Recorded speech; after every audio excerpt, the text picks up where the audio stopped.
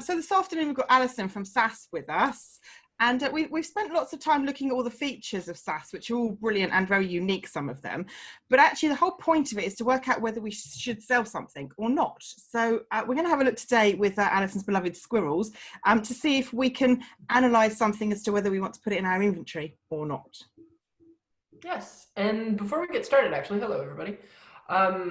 There's a really big new addition that was just made to SAS, and I think it definitely is worth pointing out. Taking a couple minutes to point out. I'm going to go a little crazy on the annotation today, but what you'll now see as your default first panel is what we call Quick Info, and Quick Info is essentially going to help you with exactly what we're about to talk about. So give you a really quick view of the most pertinent information that SAS gives you, and just genuinely like put it straight at your fingertips so you can take a quick glance and say, yes, keep going, or yes, I need to do more analysis, or no, definitely want to stay away from that product. So it pulls up these 7 different fields that are actually in the panels down below, but it just puts them at the top. Tells you if you're eligible, shows you what the BSR is, shows you what the maximum cost you'll want to pay is. I love that. I love that feature. Return that you want. Allows you to play with the cost price and the sale price. So if you know that you're going to pay £3 for these guys, guess what? You can enter it right in there and it'll factor that in. So just like in the profit calculator, but again, it just displays it right there. Because a lot of times as you're looking at, okay, I can get a 3 for 2, or manager is going to give it to me for this, you just need quick calculations, don't you? So do you need to do anything, or is that update new? So let's, oh wow. It is there, it is there. It is your new default first panel. Like with the other panels, you can rearrange it or you can turn it off if you want to, but I think most people, from what the feedback that we've gotten, I think most people are really going to enjoy this, especially when you're going fast and furious, because it just you'll be able to tell really quickly if it's going to meet your requirements. Yep. So yes, hooray for the Quick Info panel. All right, so on that note. Someone in our group, didn't someone suggest that? And yeah, someone suggested, is there just a way I can, because all the information is valuable, but not all the information is valuable every time you search. Sometimes you're just in a zone, you're at Tesco, you got the mobile app, and you just want to keep hitting a bunch of products. You just want to get a certain BSR or a certain cost price. You want to make this much, you've got something in your mind that you're really on a quest for. This just helps you get to it much faster. So yeah, cool, excellent. Now, having said that, time to annotate, everybody. Woo. So first question you want to ask yourself when you go into SAS is, should I sell it? And again, the Quick Info panel, perfect example of a perfect, of a starting point for you to answer that question. So can I sell it? Should I sell it?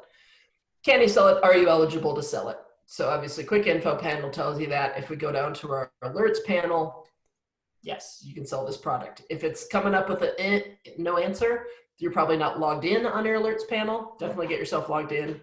Link over to your Seller Central account like Emily and I covered in past video. So can I sell it? And should I sell it? Really, you want to take a look at the rest of the alerts. So yes, great, you can sell it, awesome. But guess what? If it's hazmat, is that something that you are approved for? Dangerous goods, are you approved? Amazon shares the buy box. If they don't, you might not want to even get into it, right? Is it private label potentially? Is there any IP issue? So all of these things will help you say, should I sell it? So I can sell it, but is it worth my time to fulfill it myself? So in addition to the alerts, as part of my research when I'm looking at something, I always pop out the keeper graph.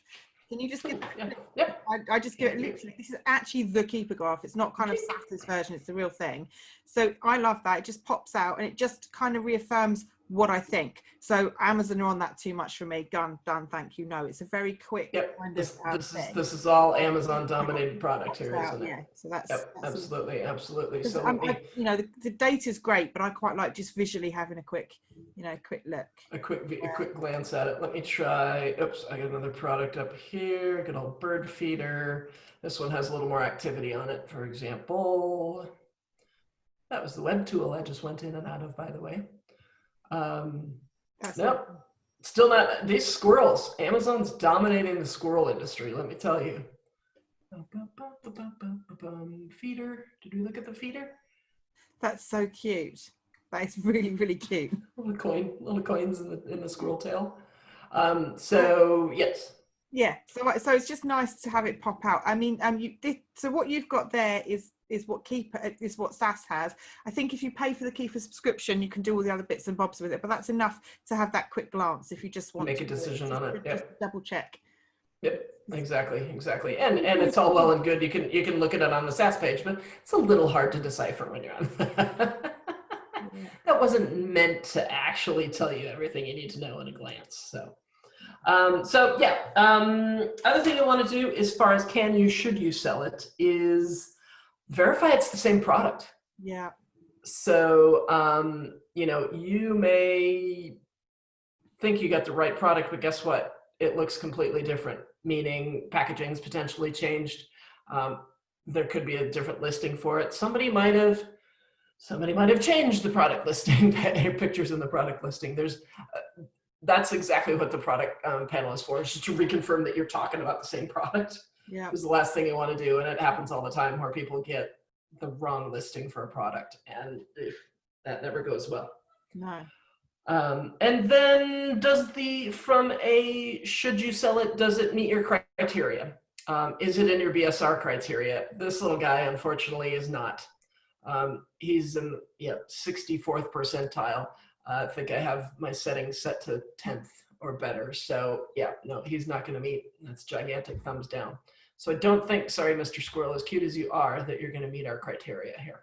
Yeah, and Amazon have the buy box as well. So although they probably share it, do they share it? I wouldn't necessarily buy something with such huge BSR and Amazon. I'd go with one of them maybe, but both together is a bit, yeah. Exactly, and back to your point about Keepa, I mean that explained everything when you looked at it. It's like, no, there's no other sellers, and you can also look at your offers panel. Oh, look, there's one lucky FBM seller waiting with his 10 Amazon units. Well, Amazon's got the buy box and is 46 pence cheaper. So basically, what you're saying is just because you can sell it doesn't mean you should sell it. Bingo. Yep, exactly. So can is one thing, like being ungated, having the ability to actually sell it if you want to, that's great. But should you sell it? That's what SAS is here to tell you. So, okay, so that is number one is, should I sell it? Number two is going to be, does it sell? Good question. Good question. Does it sell? Where can we look to find if it sells? Well, thanks to our new quick info panel. No, you're not going to look in there too much, actually, to be honest with you. You're going to look in your ranks and prices. Does it sell? I happen to pick a category that actually doesn't have the estimated sales in it. So hold on a second, folks. Let me look at my history and find a toy. Yes. I think ours, by the time most people watch this, I think it's going to be out in the other categories. It's going to be out in the other categories, yes. Grocery, beauty, and toys, didn't he? Bear with me. Grocery. I'll just carry on waffling. I'm good at that. Okay, thank you. There we go. Estimated sales. Talk about toys, beauty, and grocery for Q4 because there was such a rush for it. And the other categories, I think he said will come out. He's working on it. Exactly. He's kind of waterfalling the rest of them in there. So yes, by the time everybody sees this, everything should be in there. So, so you want to look at your ranks and prices. Estimated sales, 30 a month. Okay, great. But who's selling those 30 a month? So your next stop is going to be your offers panel to see, okay, who's selling them? Oh, look at this. We've got at least 10 sellers. So it's pretty competitive. However, the stock levels of each of these sellers is not so much that you wouldn't have a chance. Yeah. So, it looks like we got some people up there in the 50s. They're probably holding out for the other people to sell. And someday they're all just going to get these alerts of you're selling, because they know that everybody else is sold out. Can you just put, just make up a price you purchase it for? Because then the ROI will come up. Yes, absolutely. So let's say we're going to buy this bad boy for $19.99. So from an analysis point of view, I'm a bit of a geek. I like to analyze stuff. I might say, okay, I'm going to scroll down and click more for me. It's got to go in a Do bit it. more for me. Thank you. Mhm. So I might say, do you know, okay, so there's 10 sellers, but actually probably only the first 4 or 5 are competitive. And I would take 65%. I'd be quite happy to go in there and jump on the bottom. Or let's take it up a little further even. Yeah. Let's try, okay, I can get it for 30 pounds. Yeah. Where does that put us? So, okay, so I wouldn't want to go in there at 10%, but I might want to say this isn't for me, this one now, because I'd have to go in 6th because I'd want to make 32%. So it's a very personal choice as to whether you want to go with a higher ROI. Preferences. There are people who are happy to take 294 and they'll love that and take that all day long. Yeah, all day long. People probably go in underneath the bottom person and undercut them, but it's a personal decision, isn't it? Absolutely, and you're gonna get to know the products, the categories, subcategories, and understand, you know what, that category, I'm fine with that ROI, but in this other category, I want to make at least 30%, 35%, 40%. For me, it's more of an effort thing. Okay, so that's 1.5 kilograms. I'd probably have to bubble wrap it because it looks quite delicate. So if I was buying something that was just boxed and just shoved in and off, didn't even think about it, I would take less of an ROI. But if I've got to sit there and bubble wrap it and tape it and protect it, and it's quite heavy, I probably wouldn't. So you know what, that's the beauty of Amazon. It's completely what people want, how they want it in their own business.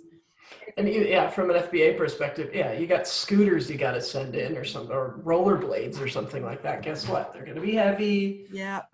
It's going to cost you more time, effort, everything. So, or if it's from an FBM perspective, what's the, but then maybe that's attractive to some people because so few people do it. So the competition will be lower. So it's horses for courses, isn't it? Whichever way anyone wants to go. Yeah, if you find a product that's got 10 FBM sellers on there, guess what? You might be able to come up with a solution that's going to work for you and help you get that ROI up, work your way up on the offers list as well. So does it sell it? You got your ranks and prices, you got your offers, you got your other marketplaces. Might not be selling in the UK, but what's going on in other countries? Is this thing selling in Germany at all? What would happen if I went to Germany? No, you'd be losing money. You don't want to do that. Ooh, Italy. Italy, I might make some decent money on it. Again, depending what ROI you're targeting. So there might be opportunity in other marketplaces. And similarly, there might be opportunity on eBay. You know, we just did a video talking about searching on eBay and is this product available on eBay? We'll just click the button. Remember, we're looking at Legos. We're not looking at squirrels anymore. Oh, guess what? Oh, sorry. I did the cardinal sin when I searched on eBay, everybody. Oh yeah, you went through. I searched for the ASIN.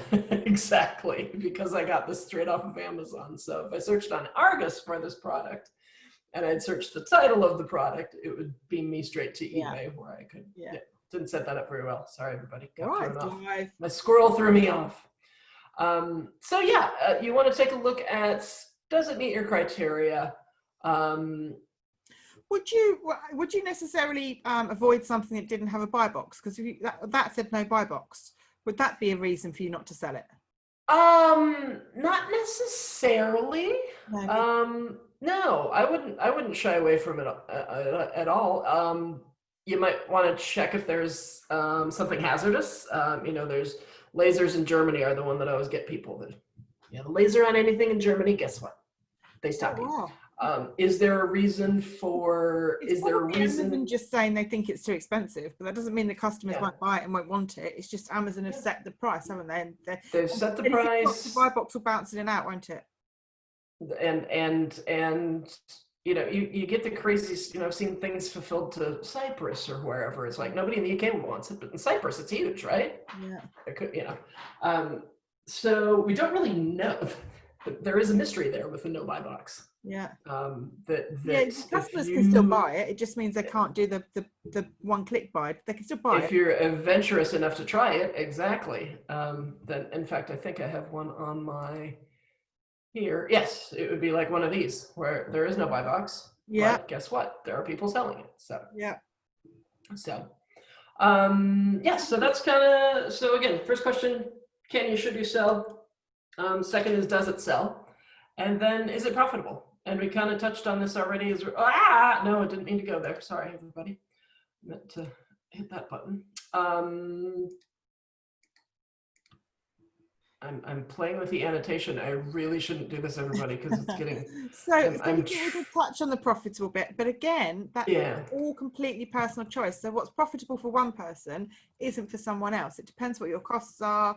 It depends. I mean, there are some people who have not many SKUs but make massive profit, and there are other people who take tiny profits across lots and lots of SKUs. So again, it's a really personal thing, I think. And that's where, again, quick info panel and other places in the, obviously where those fields fall within the panels, that's what we really highlight, because that's what it all comes down to is it going to be profitable for you? So keep in mind, this is completely a moot point if you haven't set up your settings. So everybody remember to set up your settings, or adjust your settings. You know, if you're suddenly finding, I'm not getting any hits, well, maybe you need to think twice about the BSR, what your ROI is.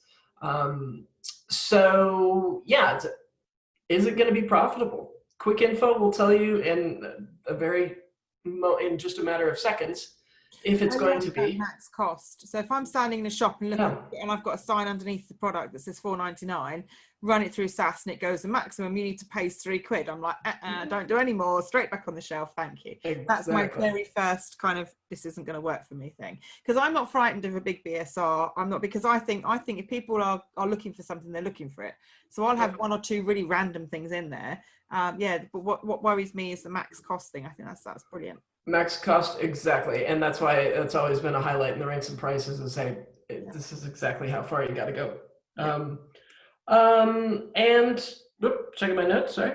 The profit calculator, obviously the big one to really examine why it may be good or bad. You know, if you keep running into that brick wall again, double check that your fees are coming up as they should be. Double check that all of your settings are where you want them to be. Because you'll find very quickly as you look at the profit calculator, like, where's the money going? Something I love about SAS is that it already's worked out. So it knows that this product is 1 kilogram. And so it's worked out the inbound shipping fee. So you haven't got to factor getting it to Amazon. You need to factor in your cogs, like your actual box or your tape or your prep time or your prep center, but you don't have to factor it in at UPS picking it up and your cost for your box to be delivered. That's all factored in by weight. Exactly. And it's factoring, it's also, you know, FBA, it's factoring in your storage, where you'll have a default storage, but you can also adjust it if you want. FBM, again, you got your FBM cost, as you just mentioned, tape, people, whatever it might be. So just ensure that those are all in place and correct. I don't do FBM, so I've never seen this. It crosses it out. That's so cool. It crosses it out to show you that none of those fees apply when it comes to FBM, right? Exactly. But it does present you with FBM costs, because there is going to be a cost involved. And I think that's another one that nips people sometimes is, I'll fulfill it myself. And the time and effort it takes for you to do it might not end up being worth it. And you've got to store it as well. Yeah, exactly. So I've not met anybody who gets to that point where it's like, oh, it takes up this much square footage, so I guess I got to charge myself this much for it. But there is some, if you know you're going to do this volume of products in a month and you know what your overhead is, guess what? You can divide that out pretty quickly. Yeah, awesome. Yeah. Or even, you know, even if there should be a cost always associated with, even if you're storing it in your lounge. You know, there's going to be cost involved. We prep ourselves. It's my husband's full-time job. He preps. So we charge, ever since day one, we've charged him out at 25p. He might be sitting there watching YouTube or watching a film, or, you know, got the radio on, but you should still cost that prep out. It's still your labor. You can still add it in for sure. When it comes to doing a proper P&L statement, yes, you're going to need to do that, because gosh forbid you want to scale your business. Well, number one, it helps you determine where your costs are. Like, is this going to be profitable or not, right? But then, if you want to scale your business, guess what? You're going to have to factor that in. And if you haven't been factoring it in and suddenly it's costing you £1, guess what? That's a massive, massive difference. And your perspective on sourcing a product just changed completely if you got to find an extra. And I love the fact that you can see so some people work from a profit. There's several ways to do it. Some people work from an out profit. I want £2 or £4 no matter what. Some people have a very, very structured, I need 25% ROI. There are people out there who look at the margin, and the profit margin is factoring in all that. So the ROI is just a straight out ROI based on the cost of the product from the source. But the margin is quite interesting because that factors in all the other stuff as well. So it does. And yeah, whether you're selling that $4.99 item you mentioned, or whether you're selling a £499 item, you're going to be maintaining consistency. Yeah, there, so. and your break-even price is there too, so you can know how far you can drop this if you're getting a bit of trouble if it doesn't sell or if Amazon tanks it.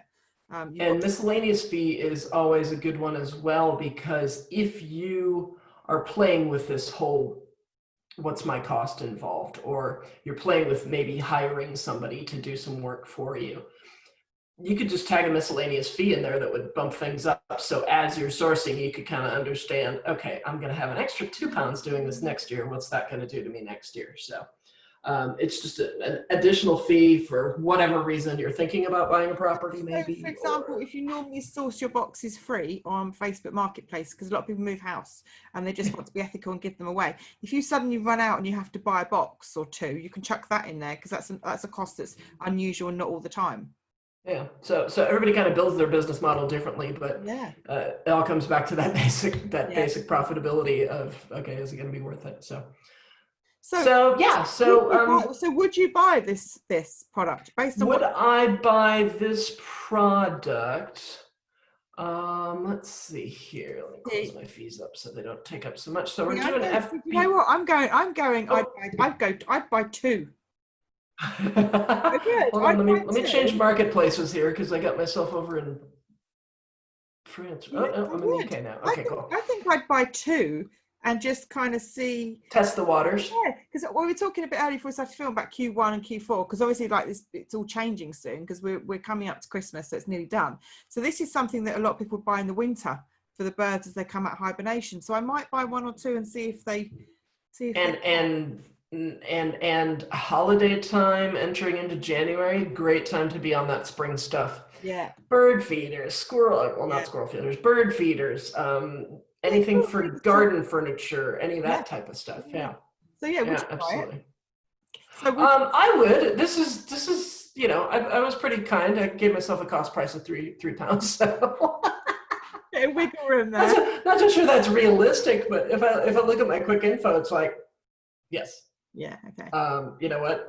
It all says yes. Yeah. It all says yes to me. So BSR didn't meet the requirement.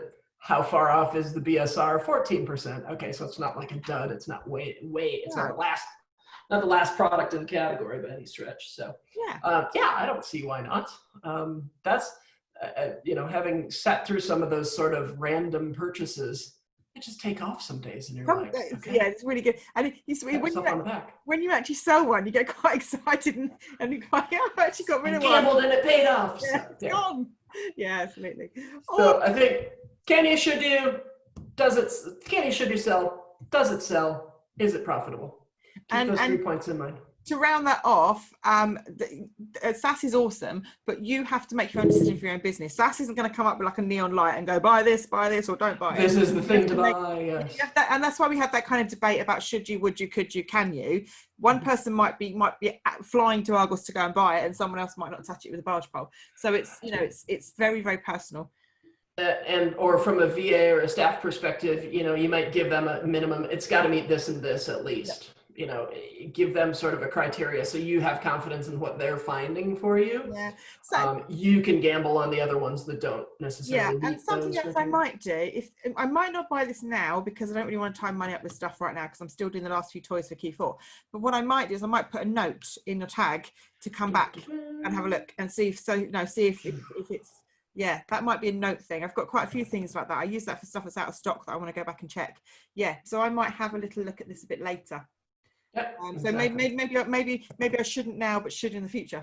That's another one. It's the fourth one for us. Not quite now. So exactly, and that'll just stay right in there. And or you can add it to one of your add a tag to it if you want to search it that way. So So those are kind of just some basic principles and kind of principles that SAS is built around, just helping you figure out, if you should sell it and does it sell it and is it profitable? So not everything on Amazon sells and not everything you're eligible you should sell. So just oh Lord, no. Just be a little bit analytical and use the data that SAS gives you to make your own decision in your own business. Exactly. Awesome. Cool. Thank you very much. You're welcome. See you next week. Thank you, everybody. See you. Bye. Bye.